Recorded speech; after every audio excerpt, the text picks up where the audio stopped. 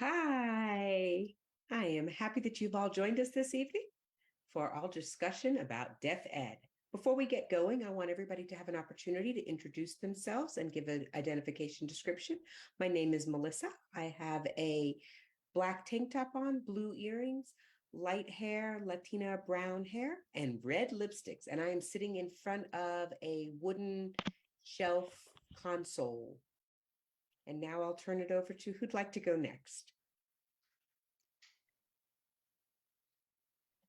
I guess we're going with Bobbie Jo. I'm choosing. Hi, I'm Dr. Bobbie Jo Kite, and I go by this sign name. I'm in a black blazer and a white shirt underneath, and I have gold earrings, hoop earrings, brown shoulder length hair. My background is gray with white trim and white wall beneath that. Thank you. Ani, Patrick? Hi, I'm Dr. Odeya Nicolarakis. You can call me Dr. Ani. I'm wearing a black t-shirt, button-up shirt, short sleeves, light brown skin, red lipstick, aviator, black framed glasses, some long earrings, and my hair is in twists and it's up in a bun on the top of my head. And my pronouns are she, her, and Ella. And my background is gray. That's about it, bluish gray. Hi, I am Dr. Patrick Graham, and my sign name is PJ, and I identify with him, his, and he. I am a white male with brownish gray hair. I'm wearing a black shirt with a white undershirt, and I have a blue screen as my backdrop. This is Melissa. Thank you so much for joining. Now, wow, we're the first week of September. School has gotten started. We see so many back to school photos. Kids are all excited to go back to school, and all the parents are taking pictures. Yet we're still seeing a lot of job postings for many of the deaf schools looking for teachers, looking for school counselors, administration positions. So it's, I don't know, kind of disheartening. Do you notice that there are many of these deaf schools, or just in general, school programs that serve the deaf community, that are searching for teachers and staff? Are you all noticing that as well? So, what do we think is happening? Why do you think this is happening? What are the concerns? This is Dr. Ani speaking. I'll go ahead and jump in here. I think it's prevalent and it's happening in a lot of places. You see a lot of job posting, just like in schools that have hearing teachers, you're seeing a lot of teachers resign. There's a great resignation going on nowadays, particularly because of the pandemic. And that's made a lot of things and really magnified a lot of things and brought it to our attention. And we'd say widely there's been a lot of not a lot of respect, and there's just the art of teaching and the respect is lost, and a lot of people are leaving because of that. And before they did leave in small numbers, but now because of the pandemic and because people are leaving and going into a virtual workspace, people are realizing that they're not going to give up their lives for not that much pay, and it's not worth it. So it's really created higher numbers in resignation. And you could see the same thing is happening in deaf ed as well. If it wasn't happening in deaf ed, I would wonder what the secret was, but it's definitely in line with what's happening in greater society. Oh, absolutely. This is Dr. Graham. And to add to that, mental health issues, many teachers are just not prepared to work with kids who are coming back from COVID, and things have changed from being at school at home and now having to go back into school. And that transition, that instability that children are facing, and they're just not used to it. There's more social emotional learning that is needing to happen. It's just different things that teachers are needing to do now in order to help and enable their students. And they have to think about what's happening in their own home life as well, and their own mental health, as well as that of their students in the classroom. So lack of training, lack of the current education to keep up with everything that's happening, I think that's really what's causing a lot of the burnout. This is Melissa. Yeah, I've always heard that to be a teacher, you really have to have a heart for it. You have to have a heart for it. And I know the three of you are very dedicated into the deaf ed field. So I want to take just a moment to have each of you mention your own backgrounds within deaf ed. So I'm going to go ahead and start with Bobbie Jo. Sure, this is Dr. Bobbie Jo. I taught pre-K and kindergarten and first grade for about 7 years into different schools for the deaf. And while I was teaching, I started noticing a lot of issues that would come up, and I started realizing that I wanted to start learning more about that. So I joined a PhD program and I started researching family family language planning. And now I'm teaching in the Department of Ed at Gallaudet with students who want to become teachers. And so, really, we're working on a teacher's prep program, and I'm very involved. I'm very much involved with classroom visitations, going to schools, partnering with schools, and it's not something that I really, from the outside, am looking into, but I've been into the system and I've been involved for the past since 2011. And I've definitely seen a lot of changes along the way. Wow, you've seen a lot over your time. Yeah. Oni? This is Dr. Ani. Yeah, I want to talk about my experience over 10 years of teaching. And really, I taught at 4 different schools, and I've had taught in different settings. I've taught for a really large, strong school for the deaf to a small ish school for the deaf. It was a local commuter school. I've taught at a mainstream school that had deaf students, CODA students, as well as hearing children that attended. So I've really taught the gamut. And getting all those experiences has been really interesting to see how these attitudes of the administration and the teachers and levels of motivation and support and alike are in the different settings. So for me, the teachers who have been there are really stuck, and I would call it with this vanilla deaf. They're just, it was only deaf students for them, but nowadays students are different. Students are coming with language variations and diverse backgrounds and diverse family involvement and very different backgrounds. And they always say, oh, it's different than what I remember how it used to be. And I say, it's a different generation. We just have to accept it. We have to let go of the past and embrace the current times. And we're still seeing that attitude persist out there. This is Patrick. Yeah.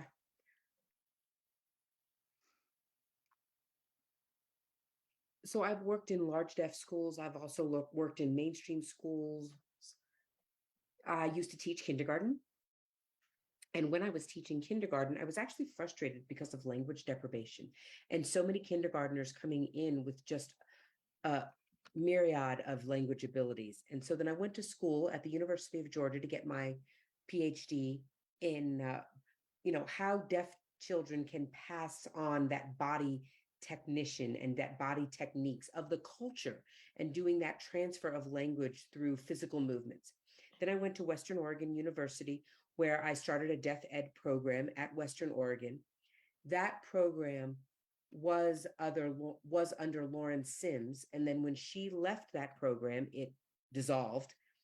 When I got to Western Oregon, I established the program once again, and then recently transitioned here to RIT NTID, where I am the department chair for the Deaf Ed program for training student teachers.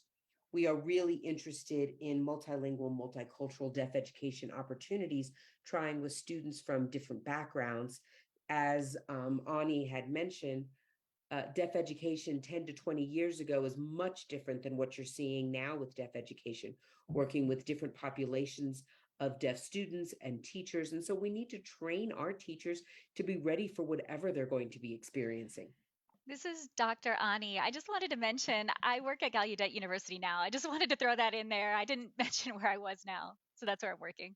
Yeah, so I know the three of you, I mean, I've known you all in the community for a long time. You've worked very hard and you're invested in the education field. You have different aspects that you're looking at. And I know all of you are also part of the CEASD. Those of you who are watching might not know what CEASD. Would somebody like to explain what that is? Sure. This is Dr. Bobbie Jo. CEASD is the Conference of Educational Administrators of Schools and Programs for the Deaf. And what happens is different leaders from schools and schools for the deaf attend and they go to conference. And I went for 20 years now, and they give different presentations, internal surveys within the organization, and they'll say by the year of 2022, we'll need 500 new teachers in Right. deaf ed. In the field of deaf ed, they're going to need 500 new teachers. And that's something for all of us to really think about because we graduate maybe 10 every year, which is a small number compared to that huge demand that's out there in the United States. So it's definitely something we're thinking about now. This is Melissa. Yeah, here we are in 2022. That means we need 500 new teachers for the deaf community, or even Oh, more than that. You're we right. need more. Yeah, That's and because of COVID has COVID. caused that attrition of teachers. Has there been a discussion about what to do? I know we can't just say, okay, here we go. Here's the tip. Here's the magic trick to solve the problem. But what is the discussion going on about how we solve this problem? This is Patrick. It's not just the programs, it's the states that need to take actions. For example, when I was living in Oregon, I worked with another person named Chad Ludwig. Chad and I worked together with the deaf schools, with the deaf community, to acknowledge that deaf kids with unilateral hearing levels need to have sign support. We talked about increasing the level of access for deaf children. In the past, deaf children were not accepting in different schools unless they had a 60 dB loss or higher. So some students weren't able to get services because their decibel loss was not high enough. They didn't meet that hearing level. So we needed more resources for them. So the states need to recognize this and work together with other states to become more standardized with the services that they provide to our deaf students. I think one of the big issues in deaf education is that our kids are more diverse. They are more diverse in what our deaf students are. I mean, in the past, we acknowledged that there was some diversity, but now we need to do more to support the diversity of these deaf students. It's not just like, it's not just vanilla deaf, like Ani said. It's just more children that need us to recognize and be able to support them. Yes, Ani. This is Dr. Ani. I did call, yeah, I always like to call it different ice cream flavors. I always say now this is what the deaf community is. It's Yeah. like 31 flavors, it's not just vanilla. And I also want to say that the teachers, the need for the number of teachers on that topic is not just interpreter prep or teacher prep programs that's funneling all the deaf ed teachers. It's the requirement of licenses. And that's a huge barrier that's happening right now. And so there's a lot of people, students who are at universities who are interested in becoming a deaf ed teacher aren't aware that they have to pass all of these tests.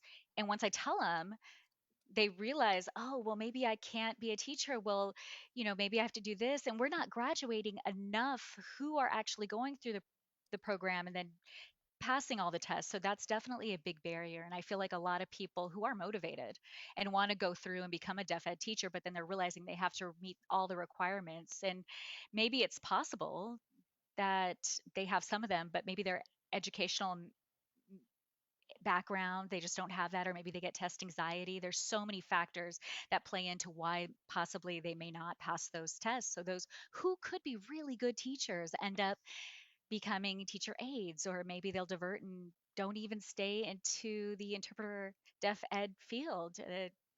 And we're really missing an opportunity to have great deaf ed This teachers. is Melissa. That's so very true. Yes, Dr. Bobbie Jo. So this is Dr. Bobbie Jo. Absolutely. In Gallaudet, we've met a lot of people who want to be deaf ed teachers who are very motivated, and we're realizing this generation of students, deaf students, can major in whatever they want. The sky's the limit. And before they were limited to teachers or postal workers or in the printing field, now deaf people can dream big and they could chase whatever they want to do. They could own their own business. And so these job opportunities are out there for deaf people now. And they may realize that they want to do something else and not teach deaf ed. And so that's definitely something that we're dealing with. Also, licensing is a huge barrier, and we know that for our department, we're always meeting with our state in DC. Of course, Gallaudet's under the rules and regulation of DC, trying to figure out what to do because we know we're not the only one. Other universities are struggling with the same thing. So we're thinking about how to grow our teaching program. And of course, these tests Right. are a big barrier. And so that we're dealing with a lot of work with the state. We're thinking about alternative pathways, we're trying to get some ideas. We're looking at other states and what laws they've passed and thinking if we could apply it to DC. Another thing that we're thinking about is communicating about what our program requires. So if we're thinking about the testing, perhaps we could do the ACT test. And once they take the test, then we can go ahead and move forward. But we're requiring a total of 20, and so we let people know and the students know so they have to work, study, and prep. And that's really our goal, is to make sure all the students are prepared to take whatever test they need to. So this is PJ. One thing that I am concerned about regarding the licensure part is, right now we have about 70 students in our deaf ed program, and I'm happy with that number. But I want a more diverse group. I want to see that because, our deaf students need to see themselves in their teachers. I want to expand that pool of diversity. But my issue is the licensures. Who makes a decision of who gets a license? Who determines the test questions?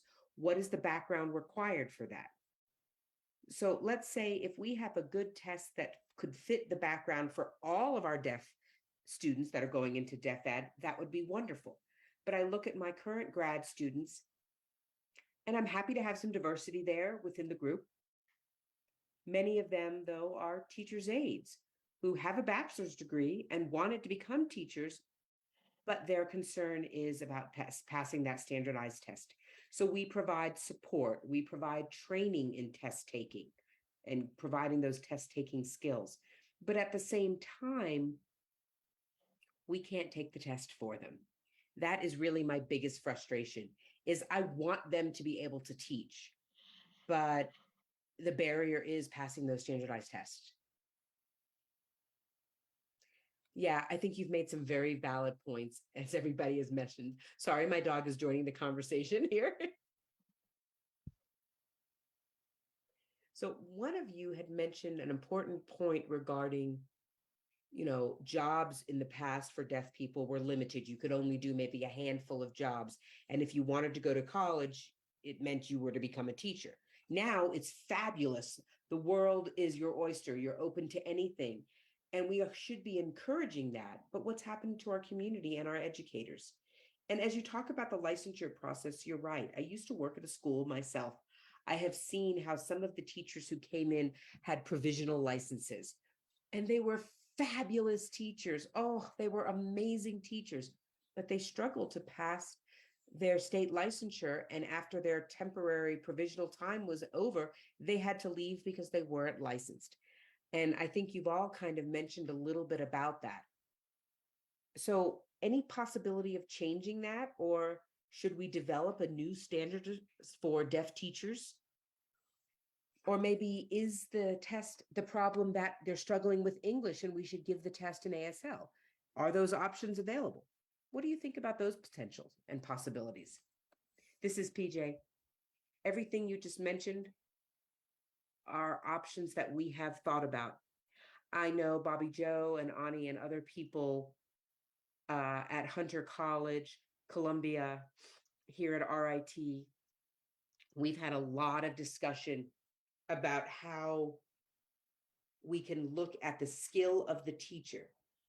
Yes, content knowledge is important, but at the same time, we need to look at the teaching skills.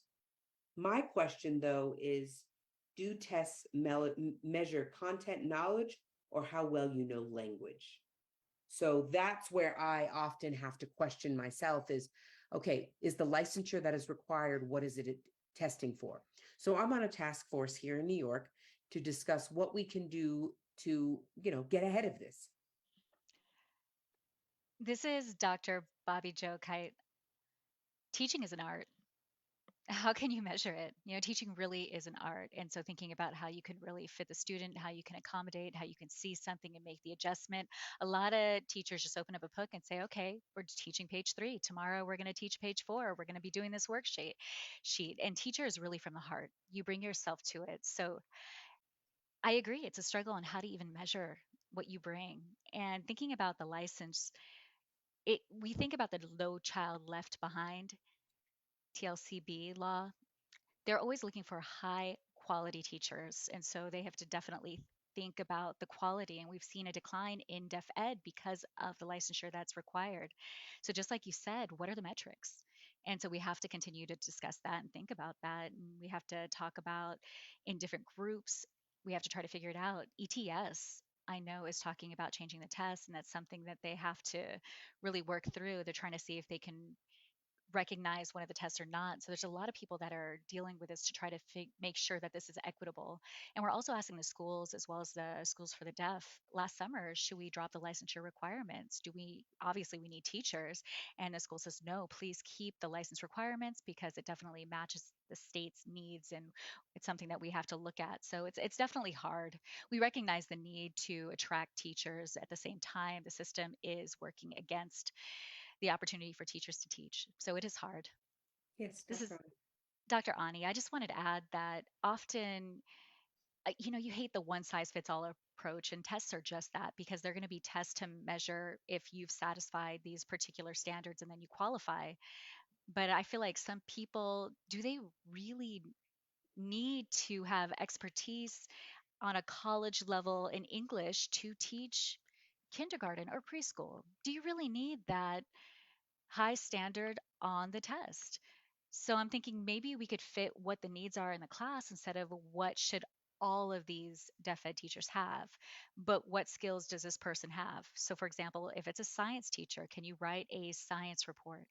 Can you do certain things that are going to fit the needs of what they're going to be looking for on the test instead of just saying English skills or comprehension or reading? If this person's going to be a science teacher, they may not need to know that. So I just feel like we're becoming too uniformed in what teachers need to know and saying everyone needs to pass this when it's not even their strength or their Right. specialty, which is why we're fighting. We're trying to we force them to become a certain way, and maybe we have to redesign the requirements of the license and what it looks like and what different tracks or area of expertise that they have. If they're really good with young children, then they have to know what young children need. If they're going to be teaching basic reading and writing, then that would be good for what they need to know. They don't need to know all of these other skills. Yeah. It's a lot of things that we could be doing, but of course, who has that power to make the change? That's right. We only have a few minutes left, and I really want to touch quickly on some of the comments I'm seeing on Facebook. I think it's really important to mention that during COVID, it became more paramount, and I believe it was actually happening before, that teachers are burnt out. Teaching is tough, and often you don't get the best money for teaching as you would for something else. So again, like I said, a teacher has to have the heart for it. But a big reason that teachers are burnt out is because of parental involvement has been decreased. So I'm curious, what is your perspective on parental involvement in the classroom? This is Dr. Ani speaking. Yes and no. I remember a while back in the day, we would have this old-fashioned women, right, working in the home, and they'd be taking care of all of the things that were had to do with the home. And the cost of living was cheap enough to have only one parent working at the time, and the other parent was able to stay at home. Nowadays, the cost of living is so high, you just can't afford that. You can't afford to not have both parents working. So how can they be involved in their children's education? So that's one of the questions that we're dealing with. And also thinking the impact of less involvement is also impacting culture too. So parents think that, oh, I drop off the kids to school. Why should I get involved? And as teachers, we do have that what I call white supremacy view of involvement. What involvement means is parents go to school, parents come and do the homework with a child. That's privilege where families feel like, no, I think it's good to drop off my child to school, and I know the teachers are going to do the best job to teach my child. So that's why I feel like we need to challenge what family involvement looks like, and our views as teachers, we really need to change our framing, our way of thinking. Yeah, thank you for that comment. We'll go to Mhm. PJ and then, we'll go with Bobbie Jo. So this is Dr. Bobbie. Bobbie Jo Kite. I was thinking about family engagement because we think of families to be engaged with the school, but if we collaborate, if we work hard to get involved in the community, if the schools are asking the family what's best for them, can we provide childcare? Can we meet you? Can we provide food? What can we do to fit your needs instead of you coming to the school all the time? Maybe transportation, if we're expecting them to get transportation on their Mhm. own, they may have a challenging time getting even transportation. So I think family collaboration is really key here instead of changing the common narrative where we're expecting parents to come to the school and have the school be the center. Why don't we go to the families That's a really instead? good point. Yeah. Uh, Dr. Patrick Graham here. So children are competing with social media as well. Mm. And so you're Yes. seeing more parents online, texting, chatting with friends, Facebook, Instagram, Twitter, TikTok. So children are seeing this. And I'm seeing lots of children trying to get their parents' attention. Mom, dad, hey, pay attention to me. But their parents are too busy on social media. And you're not having that incidental language opportunities happening because parents are distracted in other things. So I'd really like to encourage families to be more inclusive with their children. Don't just be on your text with your children all the time. Do other things, be with your children. And I think that that has changed over time. Social media is there, and we really need to encourage families, like Dr. Bobbie Jo Kite had mentioned, partnering, getting involved, seeing different things that can be a part of the More school. family TikToks. Yeah, there This you is go. Dr. Ani. Maybe they could all be dancing or something. Yeah, work with what our constraints are right now, expecting additional things. So we need to do more in the areas, work with and what fits with what's happening in the world. I mean, obviously, you guys are here, you have a passion, you have a heart for deaf ed, that's what you do. Yeah. Unfortunately, our time has run out. Oh, it's gone by As so Dr. fast. Honey had mentioned, this should be a series. I agree. This is just an initial of several conversations that I feel will continue to happen because there are so many layers to deaf education. One note that you could say is, what do you think that change is, or what do you think CEASD, what could help this? I mean, obviously, it's not going to change overnight, but what do you think could be that one thing to get us into the right direction to change? This is Dr. Bobbie Jo Kite. I think if we invest in early intervention, early advocacy, deaf children having access to language, visual language, strong foundations, then they're going to grow up to be able to make decisions, and they're going to be able to do whatever they want in life, and they'll have more opportunities, and they'll be able to navigate through life if we invest in those kids, and we can really create more opportunities for deaf Right. ed. Basically going Mhm. back to basics and back to the beginning. Yes, Dr. Graham. This is Patrick. I think I'm more excited to see deaf and diverse researchers who are willing to look into those challenging things and provide more dialogue, more resources for deaf with autism, deaf blind. You see that type of work happening. And we're seeing more and more deaf and hearing people collaborating with one another to develop more deaf education resources. It's not just coming from hearing people saying this is what works for the deaf community, but instead a collaboration between the communities. So I'm seeing this as a positive in the right direction. This is Dr. Ani. I think the more practical approach of just what I want to see is the art of teaching come back. I can remember my favorite teacher, and I remember they impacted my life with reading and they would encourage me. And I remember other teachers who had a heart for different topics in their fields of interest, and they were so engaged. And when they were that engaged, their students felt so inspired and would get into the topics as well. So we, instead of needing to teach and this, and being so tied to the curriculum, thinking about what their specialty is. What's your passion? What's your topic of interest? Do you love traveling? Maybe you could focus on something related to traveling. Or if you like to cook some food, then fine, create a list of different foods that you like to cook, and you could teach cooking. So follow your passion. Don't fight against the grain, saying, oh, I have to teach this, because the students are going to feel that. They're going to feel that you don't want to teach it. They're not going to want to learn it. and they're going to become defensive to learning that information. So, my best suggestion is to love what you teach, show up. If you could, just like you can taste someone who cooks with love, students can recognize when you're teaching with love.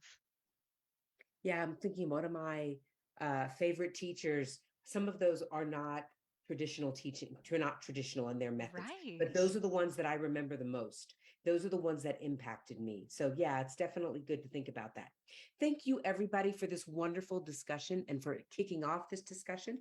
I see some teachers here are commenting about their perspectives, but I do think it's important to wrap up to say, teachers, we appreciate you so much and thank you for all that you do. You are amazing. I know Yes. school just started. You got that fresh new energy. We got this. And hopefully the community will be able to continue to support our teachers. Self care is so important. This is Yes, Dr. Ani. self-care. Yes.